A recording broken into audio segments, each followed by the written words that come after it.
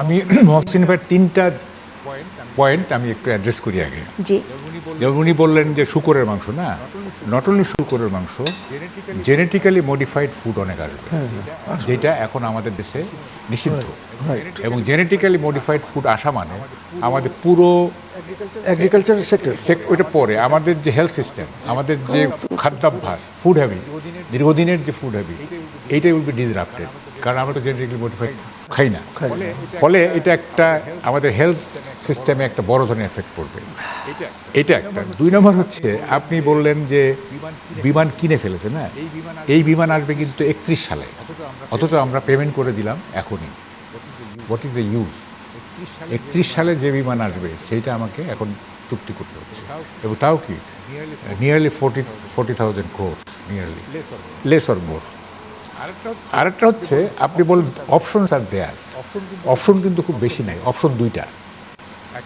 একটা হচ্ছে এই গভর্নমেন্ট কি একটা ন্যাশনালিস্ট স্ট্যান্ড নিয়ে দাঁড়াইতে পারবে যে no America, down with American imperialism, ঠিক আছে, যেমন হাসিনা ছিল।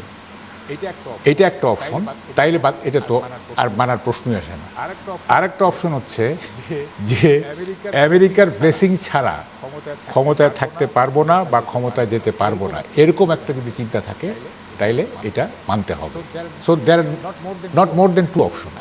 Either you have to take a nationalist stand যে আমেরিকা গুল্লি মারো, যা হবার হবে, ঠিক আছে, তাইলে একরকম। সেটা সুযোগ বাংলাদেশে আসলে কতটুকু? এটা বলতেছি, মানে অপশন 2টা, ওইটা করলে এটা একটা, তাইলে আর মানার দরকার নেই। আর যদি এরকম হয় যে without the blessings of America ক্ষমতা থাকতে পারবো না, অথবা যারা বিরোধী দল তারা ক্ষমতায় যেতে পারবো না, তাইলে এটা ম্যান্ডেটরি হয়ে যাবে। আচ্ছা, আমি তো অ্যাড্রেস করে নিই। দেখেন এই যে চুক্তিটা না, ট্রাম্প যে চিঠিটা দিছিলেন এই যে তার ইনাগুরেশনের সময়, তারেক রহমানের ইনাগুরেশন, আপনি ওটা ভালোভাবে পড়ছেন কি? ওইটা হ্যাঁ, আমি একদম পড়েছি এবং ওয়ার্ড ফর ওয়ার্ড আমি ইয়ে করছি, সেটা পড়ছি। ওই চিঠিটা পড়লে বোঝা যায় যে এইটা কি ধরনের চুক্তি। ওই চিঠির মধ্যে সব আছে, কিন্তু সেটা হচ্ছে উনি বলতেছেন যে তোমাকে decisively, you have to decisively, কি বলে যে take part in implementation of the whole thing. Decisively মানে কি? বিষয়টা মীমাংসিত, তোমার এখানে আর কোনো কথা বলা চলবে না। এক আরে যে বলতেছে I hope you will help me in এইসব, এটা কিন্তু আমি আশা করতেছি তুমি আমাকে সাহায্য করবে। এখানে কিন্তু সাহায্যটা রেসিপ্রোকাল না, এটা এমন না যে let us help each other, তোমাকে সাহায্য করতে হবে, মানে আমেরিকা তোমাকে সাহায্য করবে, তোমাকে আমেরিকাকে সাহায্য করতে হবে, ঠিক আছে?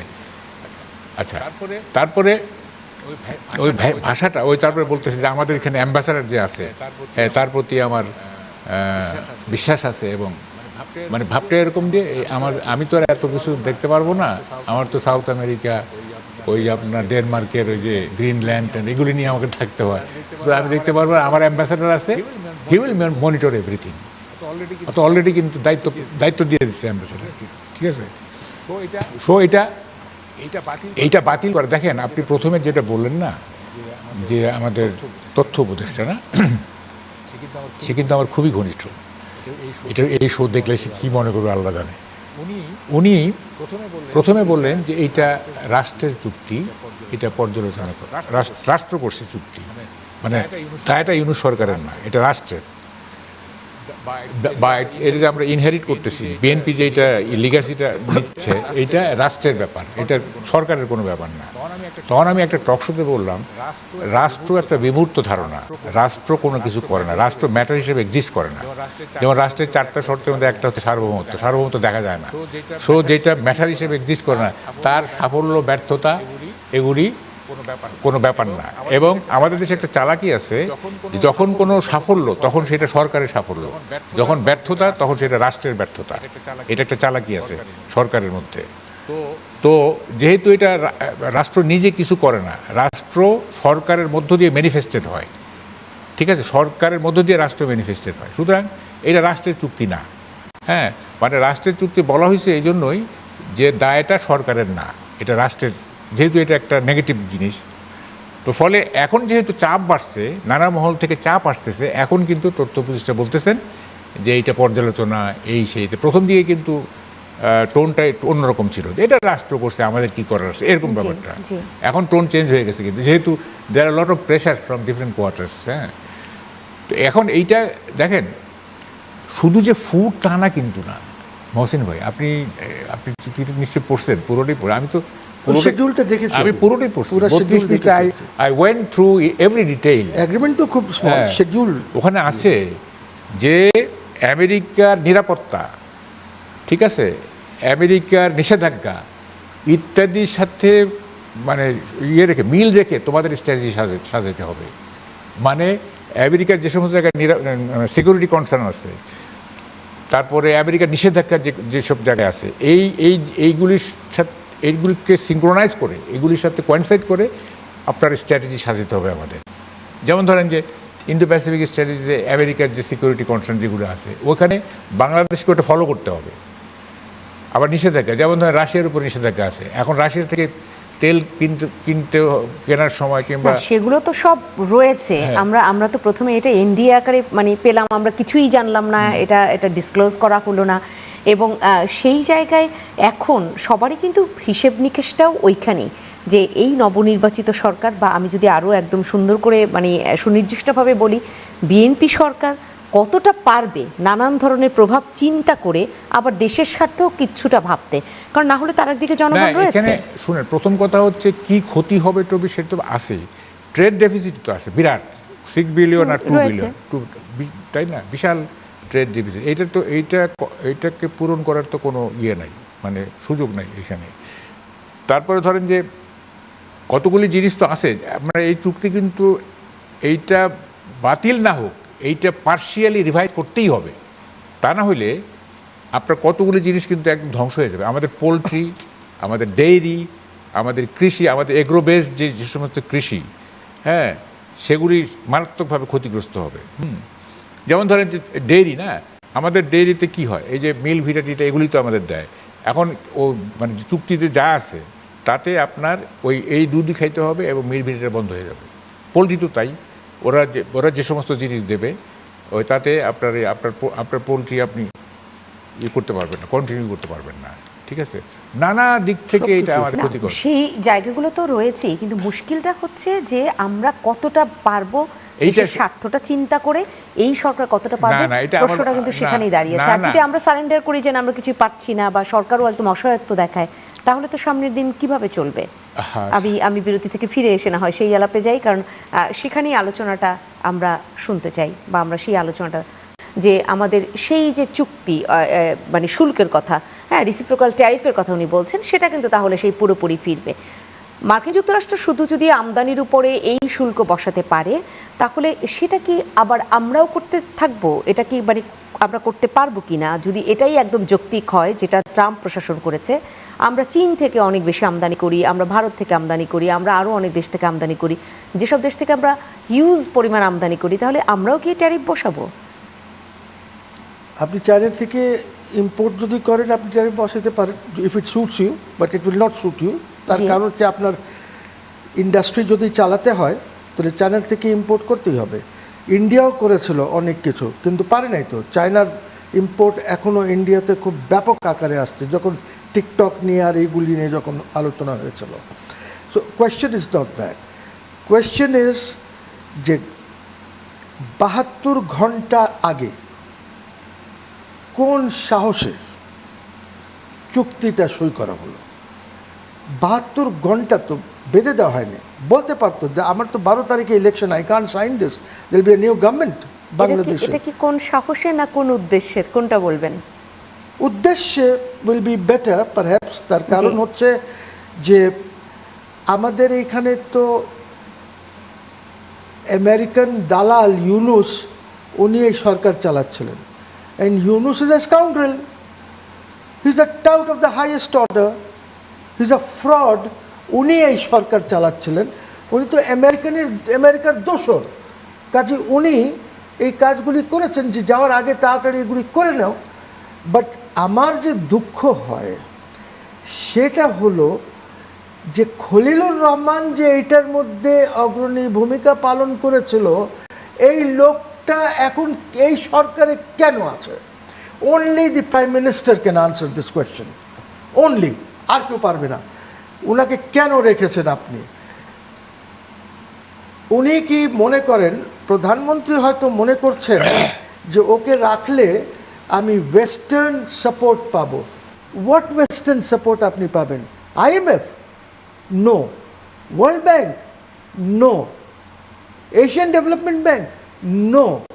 আপনি খলিলুর রহমান আপনাকে কোনো সাপোর্ট এনে দিতে পারবেন না। খলিলুর রহমান তো অনেক কিছুতেই ছিলেন। আমরা লন্ডনে যে বৈঠক হতে দেখেছি তারেক রহমান এবং ডক্টর ইউনূস, সেখানেও তো তিনি ছিলেন। Khalilur Rahman was part of the conspiracy to overthrow Sheikh Hasina.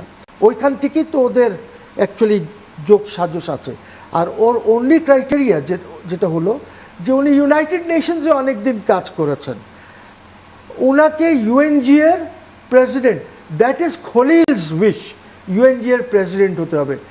এই সরকার উইচ ইজ আ চাইল্ড এখন, বিকজ বেশি দিন তো হয় না এই সরকার এসেছে, এরা মনে করছে যে আমার অনেক প্রেস্টিজ বেড়ে যাবে যদি ইউএনজি এর সে president. I am sorry, UNGA এর প্রেসিডেন্সি কারেন্ট ইউনাইটেড নেশনসের যে সিচুয়েশনটা আছে এইখানে will not give you any prestigious value. ঠিক আছে, এটা বুঝতে হবে আমাদেরকে। সো আমি বলি আপনাকে প্রথমে এই চুক্তি টার্মিনেট অথবা রিনেগোশিয়েট, দুইটাই করতে পারেন আপনি। তো chances are we should go for a renegotiation. আপনি বাতিল করার আপনার কোনো ক্ষমতা নাই, আপনি পারবেন না। ইউ আর এ পিঁপড়া ওদের সামনে, দ্যাটস আ হাতি, ইউ আর আ পিঁপড়া, আপনি ওইটা পারবেন না করতে। সো আপনি রিনেগোশিয়েট করার, আপনি রিনেগোশিয়েটের উপর যেখানে জোর দিচ্ছেন সেখানে আসলে ফল কতটা আসবে আমাদের পক্ষে? আসবে রিনেগোশিয়েশনে আসবে। কি হতে পারে ফল আসবে? হয়তো অনেক কিছু এইখান থেকে বাদ পড়বে। আপনার ফর ইনস্টেন্স শুয়োরের মাংস আপনাকে খেতে হবে না, হয়তো জেনেটিক্যালি মডিফাইড যেটার কথা উনি বললেন ওইখান থেকে কিছু বাদ যাবে। আপনার পোলট্রিতে বেশি ঝামেলা হয়তো হবে না, বুঝছি, বাট বড় কিছু আছে যেটা বাদ করা ডিফিকাল্ট হবে। সেটা হবে security issues, procurement of arms and armaments for Bangladesh, এইগুলিতে প্রবলেম হবে। বিকজ বুঝছি, এই চুক্তির আগে আমরা কি করেছি? এই চুক্তির আগে আমরা যে 10 কিনার এগ্রিমেন্ট বা MOU সই করেছি পাকিস্তানের সাথে, যে 35 অলসো আমরা কথাবার্তা বলেছি চায়নার সাথে। আমরা মিসাইল প্রজেক্ট নিয়েও চিন্তা ভাবনা করেছি, we have spoken to the Pakistanis, we have spoken to the Chinese. তারপরে আমরা ড্রোন ফ্যাক্টরি বাংলাদেশে লাগানোর জন্য টার্কির সাথে একটা MOU সই করেছে, ঠিক আছে? সো এই জিনিসগুলি আমরা সই করেছি। ন্যাচারালি আপনাকে জোর করে যে তাড়াহুড়া করে করতে হচ্ছে, বিকজ আর্মির মধ্যে তখন যারা ছিল, যারা এইগুলি নেগোশিয়েট করেছে, পাকিস্তান গেছে, চায়না গেছে, এগুলি করেছে, ওদেরকে তো আপনি বাদ দিয়ে দিয়েছেন। They are no more in the army, retire হয়ে গেছে, রিটায়ার করে দিয়েছেন, অথবা ফরেন অফিসে দিয়ে দিয়েছেন ওদেরকে, মানে অ্যাম্বাসেডর করার লাইনে ওদেরকে নিয়ে গেছেন। This are big issues, and এইটার উপরে আমেরিকা কতটুকুন রিলেন্ট করবে আমরা জানি না। দেখেন, এটা আন্তর্জাতিক জিনিস, তো এইটার মধ্যে আপনাকে একটা খেয়াল করতে হবে।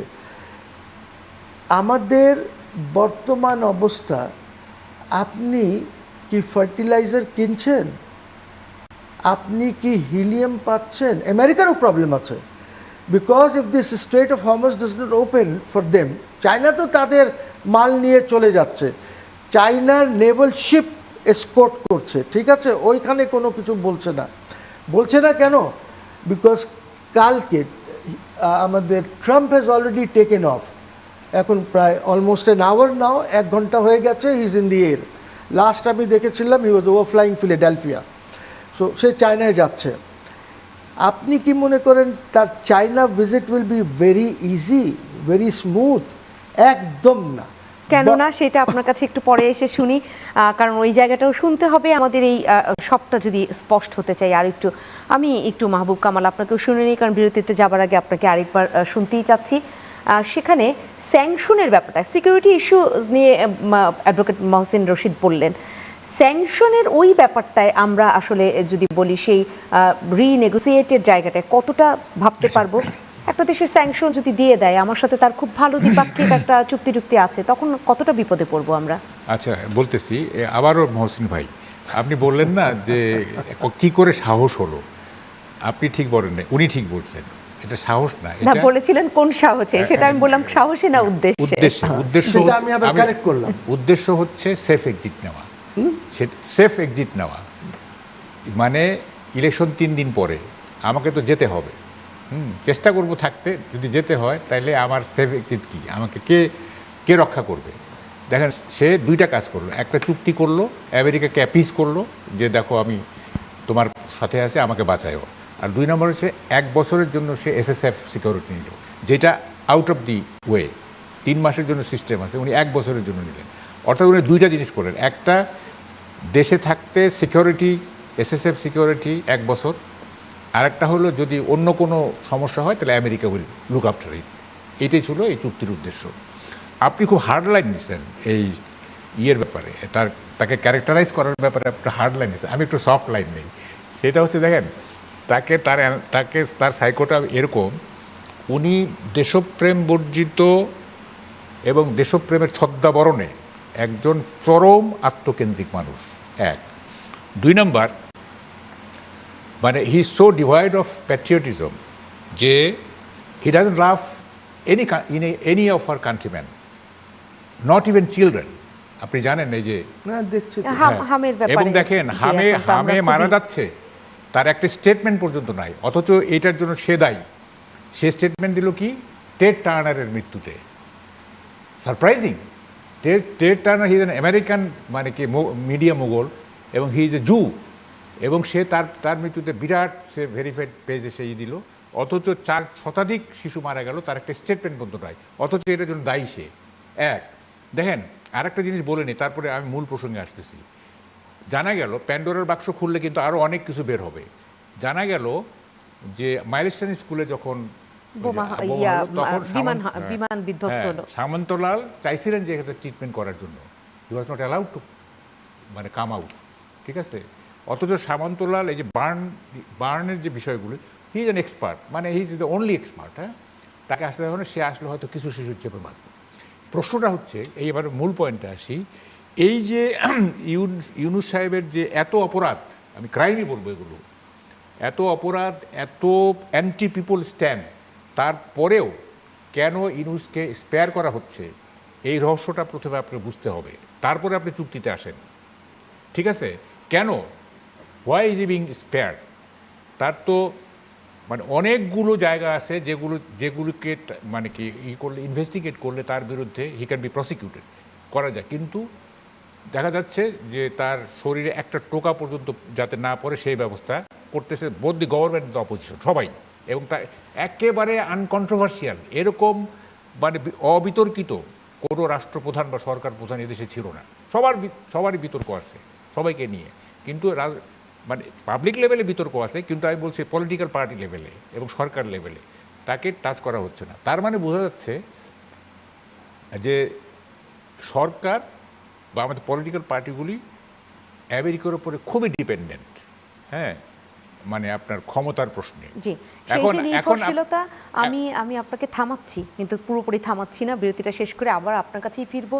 নির্ভরশীলতার জায়গাটাই থামাচ্ছি না, কি দাঁড়ালো হচ্ছে ডক্টর ইউনূসের মতো এরকম ডিসপ্যাশনেট, ক্রুয়েল এবং নার্সিসিস্ট একটা লোক, যে নিজেকে ছাড়া আর কাউকে ভালোবাসে নাই, তো সেই লোকটার এত অপকর্মকে যে স্পেয়ার করা হচ্ছে, we can very much conclude, আমরা উপসংহার টানতে পারি যে এই পিছনে একটা রহস্য আছে, এবং রহস্যটা হচ্ছে আমেরিকা।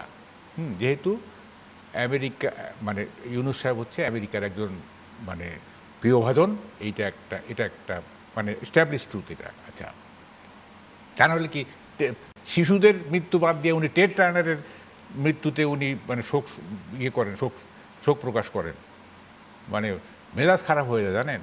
আচ্ছা, এখন দেখেন তাহলে কী দাঁড়াইলো, আপনি যে বলতেছেন যে এই চুক্তি বাতিল হবে কিনা বা এটা রিভাইজ হবে কিনা বা কতটুকু রিনেগোসিয়েটের জায়গাটায় অনেক আচ্ছা, বেশি জোর দিলেন বলছি অ্যাডভোকেট যদি হয়ও মহসিন রশিদ। যদি হয়ও আমেরিকা উইল ডিকটেট। আমেরিকা যদি অন হিউম্যানিটেরিয়ান গ্রাউন্ড অথবা ধরেন যে আচ্ছা ঠিক আছে এরা বলতেছে যখন একটা হুইমজিক্যালি বলা ঠিক আছে কিছু জিনিস রিভাইজ হোক, রিভাইজ যে হবে যদি হয় this far and not further prescribe by America. America বলে দিবে this far and not further, ঠিক আছে যদি হয় আর কি। ওরা যদি মানে দয়া পরবশ হয়ে যদি বলে যে ঠিক আছে এত যখন কথা হচ্ছে ঠিক আছে কিছু করি, কিন্তু the formula will be this far and not further. হ্যাঁ, এবং তার বাইরে যাওয়া যাবে না, আমেরিকার বাইরে যাওয়া যাবে না। এবং অনেক বিপদ আছে তো, মানে আমি তো বললাম ট্রাম্প এসে হোল পৃথিবীটাকে এমন একটা তটস্থ অবস্থায় রাখছে, অনেকগুলি উইপন আছে তাদের হাতে। দেখেন এই যে একটা বললেন স্যাংশন, না স্যাংশন আছে, পিস কিপিং আমাদের মানে জাতিসংঘ তার কথায় উঠে বসে। হ্যাঁ, তারপরে ধরেন যে ইরিটেট করার কত কিছু আছে। হ্যাঁ, একটা দেশকে ইরিটেট, যে দেশ আর একটা সোভারেন কান্ট্রির হেড অফ দি স্টেটকে আপনার ইগল পাখির মতো এইভাবে তুলে নিয়ে যেতে পারে, তার বুঝেন না সেই রাষ্ট্রের চরিত্রটা কি, সিম্পল অ্যাজ দ্যাট। এবং তার কথাবার্তাগুলি দেখেন না, সে কীভাবে কথা, মানে তার টোনটা কি সব জায়গায় তার।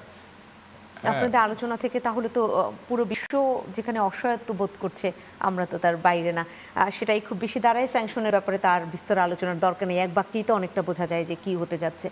আমি অ্যাডভোকেট মহসিন রশিদ আপনার কাছে আসি। আপনি চীন সফরের কথা বলছিলেন ট্রাম্পের, সেটা খুব সহজ হবে কতটা, আর হলে কি হবে একটু জানতে চাই। ওয়েল, একদমই সহজ হবে না। It's a very difficult time for Trump because পুরা জিও পলিটিক্যাল সিনারিও চেঞ্জ হয়ে গেছে এই ইরানের এইসব। সিমিলারলি জিও ইকোনমিক্স চেঞ্জ হয়ে গেছে, এইসব নিয়ে তো ওর সাথে আলাপ করতে হবে। ইউসি এই যে এআইয়ের যুগ, এইখানে আপনি রেয়ার আর্থ যেটা চায়নার কাছে আছে, you need that rare earth. আপনার হিলিয়ামের প্রয়োজন আছে for your chips and other things, যেটার উপরে সব কিছু এখন নির্ভর করে। You are not getting helium, ঠিক আছে? সো আমেরিকান এই যে কম্পিউটার বা এই ইন্ডাস্ট্রিটা, দ্যাট ইজ অলসো সাফারিং, ঠিক আছে? বিশ্ব সাফার করছে ফার্টিলাইজারের জন্য। সো আমরা না হয় কিছু ম্যানেজ, এই পারে থেকে কিছু ম্যানেজ হয়তো করে নিতে পারবো from India, from other neighbouring countries, আমরা হয়তো কিছু নিয়ে আসতে পারবো। আমাদের ইউরিয়া খুব দরকার, ইউরিয়া উইল নট কাম এখন, বিকজ ওটা ওই পাশ থেকেই আসে, হরমুজটা ক্রস করতে হবে। ওইখানে যে আমেরিকান ব্লকেটটা আছে, ওই ব্লকেট যতক্ষণ পর্যন্ত না ভাঙেন, দেখেন আপনারা জানেন দ্যাট ট্রাম্প অলরেডি যে অপারেশন এপিক ফিউরি যেটা ছিল, যেটা নিয়ে ইরানের উপরে সিভিলাইজেশন ডিস্ট্রয় করে দেব, হ্যান করে দেব, ত্যান করে দেব, সেখান থেকে পিছিয়ে এসেছে কেন? Because if he starts that, তাহলে ইসরায়েল অ্যানিহিলেটেড হয়ে যাবে, থাকবেই না, ইসরায়েল বলে কোনো কিছু থাকবে না, নাম্বার ওয়ান। নাম্বার টু, আপনার ওর যে বেসেস আছে এগুলি টোটাল ডিস্ট্রাকশন হবে বেসিসের। সো এখন যে সিচুয়েশনটা আছে, ওকে এই জিনিসগুলি চিন্তা করতে হচ্ছে।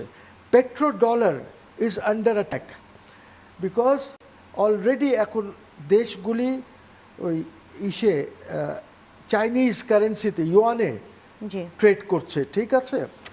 সো এই হোয়াট দিস মিনস ইজ যে আপনার কাছে যে আপনার আমেরিকান ব্যাঙ্কসগুলিতে যে কারেন্সি জমা থাকতো, যেখান থেকে এলসিগুলি ট্রেড হতো, এইগুলি কমে যাবে।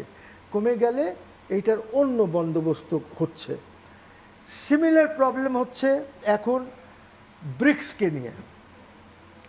ব্রিক্সে জুলাই মাসে ব্রিক্সের সামিট আছে, অলরেডি কথা চলছে দ্যাট ইন্ডিয়া কি ইসের প্রক্সি নাকি আমেরিকায়, ব্রিক্সের। Is India a proxy of the United States in BRICS? এইটা নিয়ে ব্যাপক আলোচনা চলছে এখন, বিকজ জুলাই মাসে আছে। ব্রিক্স এখন বলেছে যে আমরা নতুন কারেন্সি ব্রিক্সের হচ্ছে না, ওইটার থেকে তারা পিছিয়ে এসেছে, বাট তারা ডলারটাকে দে ওয়ান্ট টু ড্রাউন ডলারটাকে ডুবিয়ে দিতে চায়। আপনি জানেন why was Gaddafi killed? Because of this, because সে আফ্রিকান একটা কারেন্সি বানাচ্ছিল। You see, so there lot of things যেগুলি আমাদেরকে কনসিডার করতে হবে। আমি বলেছি আমরা একটা পিঁপড়া, দ্যাটস আ হাতি, আমেরিকা। তো ওদের সাথে আমরা কিভাবে কথা বলবো, কারা কথা বলবে, কাকে সাথে নিয়ে কথা বলবেন আপনি? আপনি কি জানেন কিউবার ব্যাপারে তারা আবার নতুন ট্রাম্প আবার কিউবাতে তো বলছে দ্যাট ওই যে কি secretary of state Rubio will be the president of Cuba. এইগুলি তো পাগলামির। ট্রাম্পের আগে মানে ফিডেল ক্যাস্ট্রো বা পরের যারা আসে কিউবাকে মোটামুটি আগলায় রাখছিল আমেরিকার ইম্পেরিয়ালিজমের হাত থেকে। হ্যাঁ, একটা চেষ্টা তদবির করে রাখছে একদম কাছে তো, মানে কিউবা থেকে ফ্লোরিডার আলো দেখা যায়। আমি জানি কাছে।